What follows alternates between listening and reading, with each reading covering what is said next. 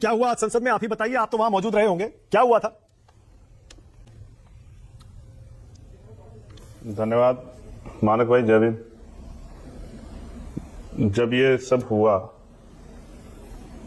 तो मैं आज के क्वेश्चन आंसर को पढ़ने के लिए हाउस में बैठा हुआ था। बाहर दंगल चल रहा था, सत्ता और विपक्ष के लोग अपने अपने आप को बड़ा बाबा साहब का अनुयायी दिखाने के लिए संघर्ष कर रहे थे। ये अच्छा है कि मैं अंदर बैठा था, फिर भी बाहर जय भीम के नारे लग रहे थे। मुझे कुछ वहां के कर्मचारियों ने आके बताया कि आज आपकी पार्टी के बहुत सारे सांसद आए। तो मैंने कहा कि नहीं, हमारी पार्टी का तो एक ही सांसद है। तो बोले कि बहुत सारे लोग, बहुत सारे सांसद नीले पटके पहन के आए, हमने सोचा आपकी पार्टी के ही होंगे। तो मैंने कहा ठीक है, इसका मतलब बाबा साहब अम्बेडकर का विचार बहुत सभी सांसदों तक जा रहा है, बाबा साहब अम्बेडकर की स्वीकार्यता बहुत दूर तक बढ़ रही है। मैंने इस बात को सोचा, तो फिर मैंने कहा कि चलने दो, जो करना चाहते हैं, सबको लोकतंत्र में अपनी बात कहने का अधिकार है। लेकिन फिर जो बाद में अंदर पता लगा कि भाई किसी सांसद को चोट लगी है, तो वो उन सब चीजों को मैं अच्छा नहीं मानता। हम लोग तर्क से, मुंह से अपनी बात कह सकते हैं, लिखित में दे सकते हैं, अपना विरोध दर्ज करा सकते हैं, और मैं इसके लिए कौन दोषी ये भी नहीं कह सकता क्योंकि मेरी आंखों के सामने नहीं हुआ। और असल घटना क्या है, ये तो आपके कैमरामैन या वहां जो लोग थे, जब मौके पे मौजूद सांसद थे, वही बता सकते हैं। अच्छा ठीक है। क्योंकि एक हुजूम था सांसदों का, ऐसा लग रहा था कि दोनों ही पक्ष के सांसद आज बाबा साहब को समर्पित हो गए और बाबा साहब के विचार के सबसे बड़े समर्थक यही हैं, जो कि सत्य नहीं। ठीक है, ओके। तो आप फिर, ठीक है, आप वहां नहीं थे, मैं समझ सकता हूं। तो फिर ये बताइए, अमित शाह का 11 सेकंड का क्लिप निकालकर जो ये कहा जा रहा है कि उन्होंने बाबा साहब का अपमान किया, आपने वो 11 सेकंड का क्लिप देखा होगा, मैंने कल दिखाया था। आपने पूरा बयान भी देखा होगा, पूरा भाषण आपने सुना होगा, मैंने पूरा बयान भी दिखाया था। क्या 11 क्लिप के सेकंड में अपमान हुआ है बाबा साहब का? देखिए मानक भाई, ये आज की बात तो नहीं है। मैंने आलू से सोना भी देखा है सोशल मीडिया पे, ठीक है। तो ये तो जब किसी को मौका मिलता है वो अपना प्रयास करते ही है एक दूसरे पे आरोप लगाने का।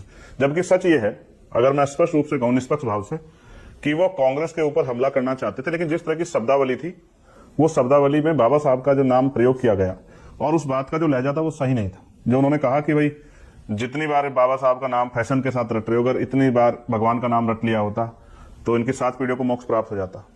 हालांकि अमित शाह जी बड़े नेता हैं, लेकिन गृह मंत्री हैं देश के, लेकिन सच ये भी है कि इस देश में तो करोड़ों महिलाओं का, शोषितों का, वंचितों को जो मोक्ष का तो मुझे पता नहीं कि मरने के बाद मिलता नहीं मिलता, लेकिन उनकी मुक्ति का जो रास्ता खोला है वो तो बाबा साहब अम्बेडकर ने खोला है।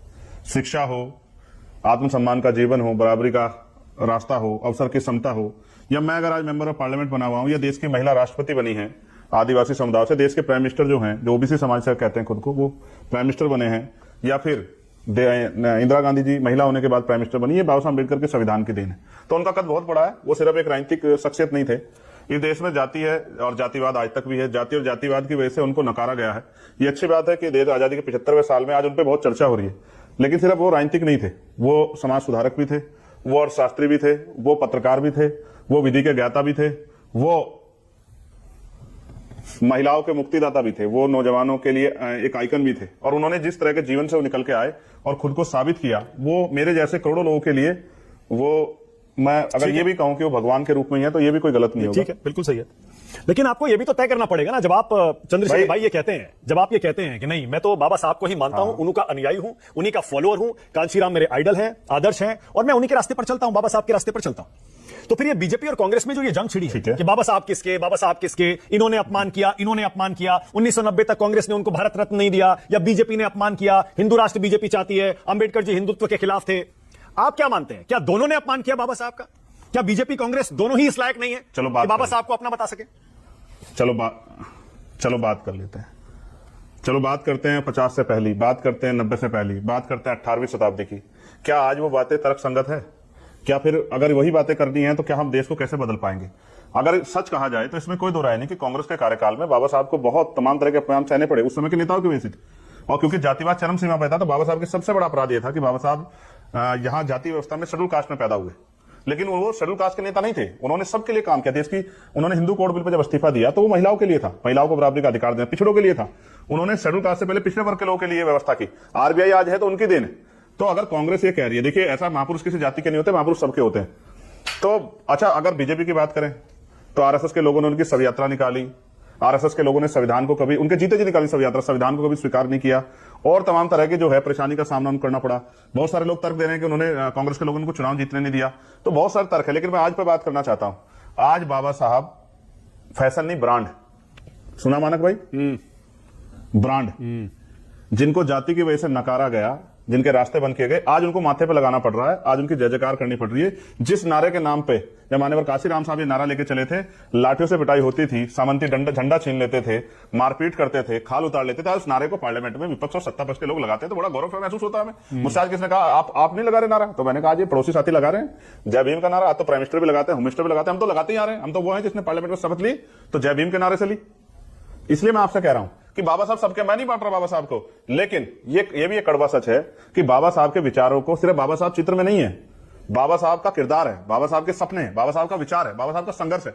उन्होंने अपने 4-4 बच्चों का बलिदान दिया इस देश में और इस देश के वंचित वर्गों को मुख्य धारा में जोड़ने के लिए। तो बाबा साहब के विचारों पर कौन सा दल चल रहा है? अगर आज कोई उनके विचारों पर काम कर रहा है, वंचित वर्ग के लोग मुख्य धारा में लाने का काम कर रहा है, उनसे सीख ले रहा तो आजाद समाज पार्टी है। बहुत बढ़िया। वरना आजाद समाज पार्टी के अलावा कौन सा उनके विचारों का वो कर रहा है? मैं आपको स्पष्ट रूप से कहूं मानक भाई, जब आप वन नेशन वन इलेक्शन का बिल लेके आते हैं, ये भी तो संविधान का अपमान है, ये भी तो बाबा साहब का अपमान है। जब आप निजीकरण करके वंचितों के रास्ते बंद करते हो, आरक्षण खत्म करते हो, ये भी तो बाबा साहब का अपमान है।